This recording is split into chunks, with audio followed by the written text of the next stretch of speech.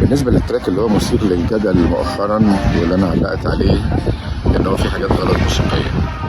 طيب بعيدا عن الاغلاط الموسيقيه وهتعرفوا سببها ايه، انا هحط لكم دلوقتي التراك الاوريجينال برضه عشان ما نقولش كمان يعني غير ان احنا ان انا شايف الغلطات الموسيقيه، لا كمان في كريدت اللي هو دي الحاني وتوزيعي وكلماتي والكلام ده كله.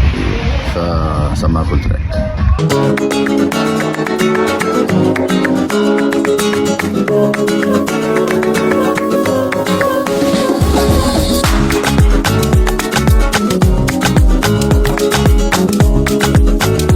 وزي ما سمعتوا كده اهو التراك موجود على اليوتيوب واسم البروديوسر موجود، وهحط سكرين شوت برضو من الفيديو.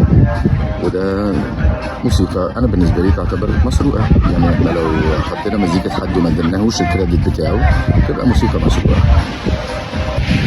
والواحد بيتكلم توعيه، يعني توعيه عامه للناس، مش كل حاجه تتسمع وتتشهر وبتاع، يعني بلاش نبقى بنتلقى الحاجات كده بسطحيه، يعني كفايه السطحيه اللي احنا عايشين فيها. لما تاخد حاجه قول كريدتس كذا، قول ريميكس، قول الموسيقى معموله فلان وانا حطيت عليها لحن، لان هي فعلا الموسيقى ما عليهاش لحن. ولما تيجي تحط اللحن حاول يبقى عندك شويه معلومات.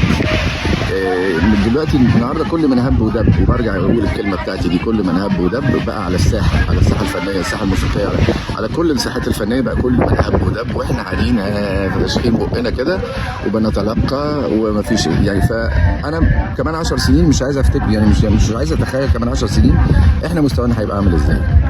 يعني ارجو بعد كده اللي يتكلم او ينتقد او يقول او يدي رايه يبقى حد دارس وحد فاهم موسيقى، مش اي حد يقدر يقول كذا كذا كذا. مش حد يقول لك احنا ما خدناش بالنا ان في كوردات مش عارف ايه. انت مين؟